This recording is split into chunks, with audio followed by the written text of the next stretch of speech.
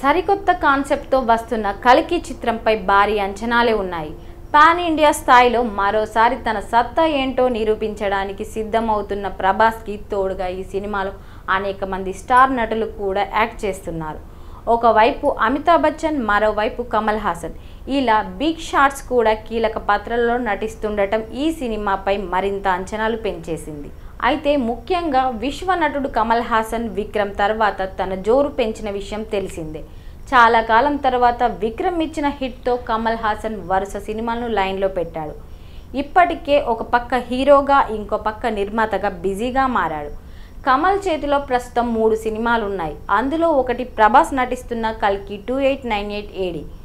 Mahanati fame Nag Ashwin దర్శకత్వం వహిస్తున్న ఈ చిత్రాన్ని వైజయంతి మూవీస్ బ్యానర్పై అశ్విని దత్, స్వప్న దత్ ఎంతో ప్రతిష్టాత్మకంగా నిర్మిస్తున్నారు.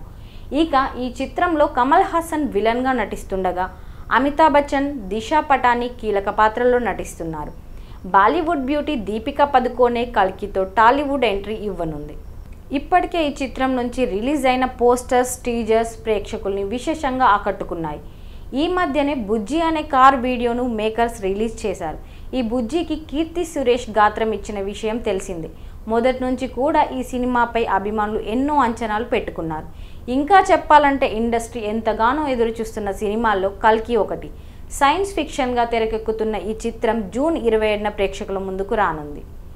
ఇకపోతే ఈ సినిమాలో కమల్ హాసన్ కేవలం 20 నిమిషాలు మాత్రమే కనిపిస్తున్నాడని వార్తలు వస్తున్నాయి. కల్కి 2 పార్ట్లుగా రిలీజ్ కానుంది. ప్రభాస్, కమల్ హాసన్ మధ్య జరిగే సీన్స్ అన్నీ సెకండ్ పార్ట్లోనే ఉండనున్నాయి.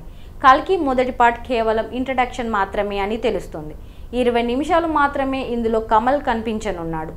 అది కూడా ప్రభాస్తో కేవలం 2 సీన్లు మాత్రమే ఉన్నాయని తెలుస్తోంది. ఇప్పటికే కమల్ తన షూటింగ్ను కూడా ఫినిష్ చేసేశాడు.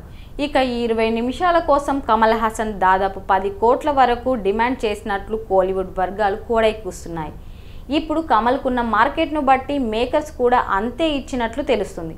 కానీ 20 నిమిషాల కోసం 10 కోట్లు అంటే మామూలు విషయం కాదని నెటిజన్లు నోళ్లు నొక్కుకుంటున్నారు. ప్రస్తుతం ఈ వార్త నెట్టింట వైరల్గా మారింది. ఏది ఏమైనా పారితోషికాలు ఎక్కువ ఉన్నా లేకపోయినా సినిమా మాత్రం హిట్ అయింది అంటే ఇవన్నీ పెద్ద లెక్కలోకి రావని ట్రేడ్ వర్గాలు చెబుతున్నాయి. ఇక కమల్ చేతిలో ఇది కాకుండా కల్కి కాకుండా థగ్ లైఫ్ ఒకటి ఉండగా భారతీయుడు 2 ఒకటి ఉంది. త్వరలోనే ఈ సినిమాలు ప్రేక్షకుల ముందుకు రానున్నాయి. మరి ఈ సినిమాలతో కమల్ ఎలాంటి విజయాలు సాధిస్తాడో చూడాలి.